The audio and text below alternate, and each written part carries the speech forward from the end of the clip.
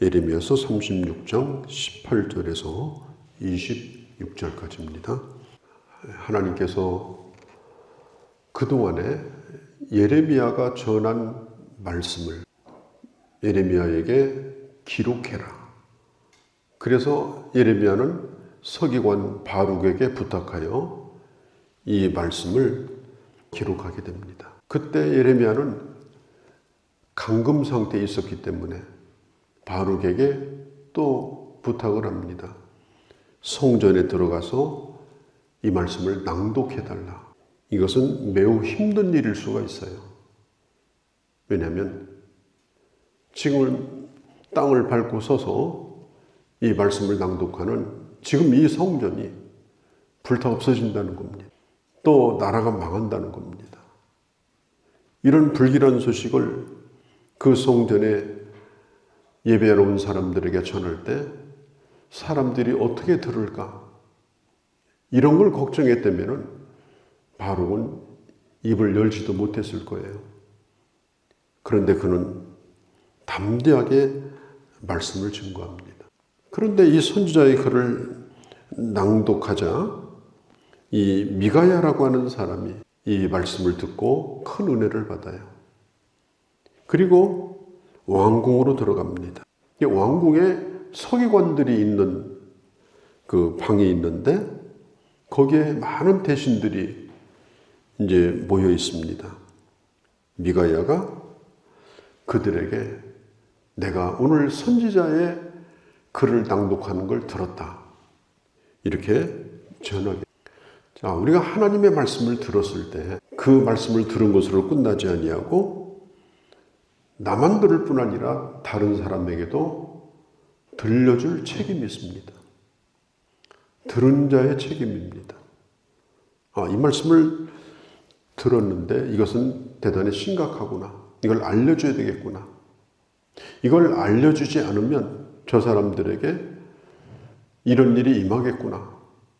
그걸 알았다면 가서 그걸 알려줘야지. 그걸 덮어버리고 끝내버리면 이건 대단히 심각한 재앙을 만날 수가 있는 것입니다. 들은 자의 책임. 그 책임이 뭐예요? 들은 바를 전하는 것입니다. 미가야는 그 옷에서 서기관 엘리사마, 또 들라야, 또 엘라단, 그 다음에 하나냐의 아들 시드기야, 이 사람들이 그 방에 앉아 있는데 미가야가 바룩으로부터 들은 그 말씀을 구체적이진 않지만은 대략적으로 전하게 됩니다. 대신들이 이 말씀을 듣고 깜짝 놀랍니다. 이거 나라에 변고가 생기겠구나. 이거 대단히 불길한 소식이다. 이걸 왕에게 전해줘야 된다. 이런 생각을 가지고 대신들은 느다야의 아들 여우디, 그 다음에 구시 아들 셀레마를 먼저 바룩에게 보내요. 그래서 이 바룩에게 백성들에게 성전에서 낭독했던 말씀을 우리에게도 좀 가지고 와서 좀 들려달라. 그래서 바룩은 두루마리 책을 들고 대신들에게 찾아가서 그 말씀을 다 읽어줍니다. 한 대도 빠뜨리지 않고 다 읽어줘요. 그때 성경에 보면은 15절, 16절에 대신들이 깜짝 놀라고 두려워하게 되어져요. 바룩은 선지자도 아닙니다.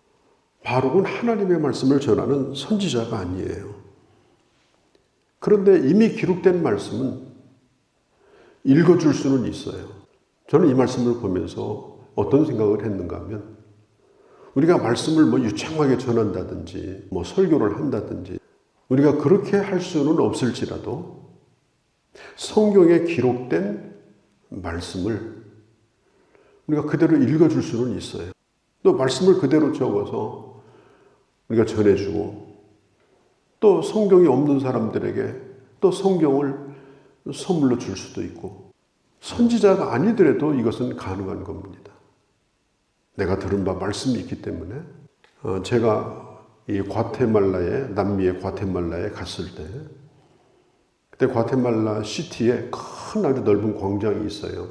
그때 이제 한국에서 갈 때에 그때 스페인어로 된 과테말라는 스페인어를 씁니다. 스페인어로 된 사용리를 가지고 갔어요.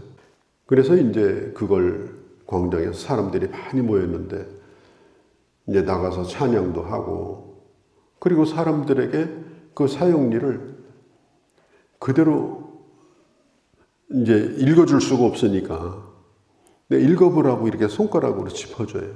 손가락으로 짚어주면 내 손가락을 따라서 그 사람이 이렇게 성경을 읽어요. 근데 놀라운 것은요, 그걸 읽는 가운데 이 사람들이 은혜를 받아요. 그래서 어떻게 할 거냐 이렇게 제스처를 물어보면 자기도 기도하고 싶다고. 그러면 거기 또 결심하는 기도가 있어요. 그걸 그대로 또 손가락 있는 대로 이렇게 또 하면 같이 또 기도를 해요. 그래서 그때 그 광장에서 많은 사람들이 예수를 믿고 결심하는 그런 일이 있었습니다. 우리는 하나님의 말씀을 유창하게 펼쳐가지고 그렇게 외치는 그런 선포하는 설교자는 될 수 없을지라도 내가 은혜 받은 말씀을 쪽지라도 적어가지고 오늘 이 시대가 얼마나 힘들어요. 이런 시대의 소망의 말씀들을 쭉 카드처럼 적어서 힘들어하는 사람들에게 성경에 이런 말씀도 있다. 한번 이 말씀에 은혜를 받아라. 하나님은 이렇게 당신을 사랑하신다. 이건 내 말이 아니라 주님의 말씀이다. 참 얼마나 좋은 기회일 수가 있어요. 오늘 이 바룩이라는 사람은 선지자는 아니었어요. 그러나 그가 성경을 받아서 다 적었기 때문에 그 내용에도 익숙하고 또 몇 번 읽었으니까 또 더 익숙하고 그리고 오늘은 왕궁에 있는 대신들 앞에 가서 이 말씀을 낭독하는데 이게 하나도 안 빼놓고 다 읽어요. 이 바룩이라는 사람에게서 우리가 배울 수 있는 부분은 그가 하나님의 말씀을 기록하는 일에도 그는 온전히 순종했고 말씀을 낭독하는 일도 순종했고 그리고 그는 요청하면은 가서 그 말씀을 낭독하는 일을 감당을 했던 것입니다. 근데 한 가지 아쉬운 것은 그 대신들이 크게 두려워했는데 그들이 하나님 앞에 회개했다는 얘기는 나오지 않습니다. 그 대신들이 물어요. 도대체 이 글을 어떻게 해서 이게 당신 손에 들어온 거냐? 그랬더니 이제 17절에 말하죠. 선지자가 불러주는 대로 내가 잉크를 펜에 찍어서 내가 그대로 쓴 것이다. 이건 내 말이 아니고 선지자가 전해준 하나님의 말씀이다. 그때 대신들이 바룩에게 이런 얘기를 합니다. 돌아가서 선지자 에레미야와 당신은 어디 가서 숨어 있어라. 누구도 찾지 못하는 그런 장소에 숨어 있어라. 왜냐하면 왕이 이 사실을 알게 되면 당신이 위험할 수가 있다. 이렇게 부탁을 하게 됩니다. 앞으로 어떻게 될는지 이 신하들도 좀 두려워하고 있는 거예요. 그래서 일단은 서기관 바룩과 에레미야를 보호하려고 좀 숨어 있어라. 이렇게 말을 합니다. 그리고 이 대신들은 이 두루마리 책을 이 서기관 엘리사마의 방에 보관을 해두죠. 일단 거기다 보관을 해두고 두 사람은 피신시키고 그리고 대신들이 왕에게 보고를 합니다. 그런데요, 이 두루마리를 읽는데 한 조각씩 읽을 때마다 그걸 칼로 쫙 찢어버려요. 그때가 겨울인데 큰 화롯가에 왕이 앉아 있는데 찢어가지고 불에다 태워버려요. 참 끔찍한 일이 벌어졌습니다. 그게 여호야김 왕이에요. 근데 여호야김 왕의 아버지가 누구냐면 요시야라는 왕이에요. 요시야는 이게 하나님의 성전을 수리하다가 오래된 하나님의 말씀을 발견하고 그 말씀을 읽다가 은혜 받아서 온 백성들에게 다 읽히고 백성들을 일깨웠던 그 아버지 요시야예요. 그런데 그 아들이 지금 이렇게 어마어마한 일을 지금 저지르고 있습니다. 하나님의 말씀을 불태우고 있는 거예요. 신하들도 그걸 보면서 왕이 두렵기 때문에 한마디도 못하고, 그런데 그때 당시 이 우상을 섬기는 주술사들, 이 귀신 불러낸다고 하는 이 주술사들이 이 한 것 가운데 하나가 뭐냐면은 이 불을 피워가지고 불 속에다 종이를 태우는 이제 그런 일을 했거든요.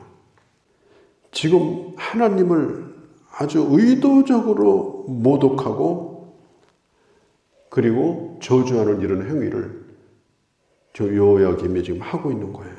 이런 끔찍한 일이 벌어졌습니다. 그리고 왕은 26절에 보니까 이 두 사람을 빨리 잡아라. 왜 잡으라고 하겠어요? 저처럼 죽이려고. 그러나 성경은 26절에 여호와께서 그들을 숨기셨더라.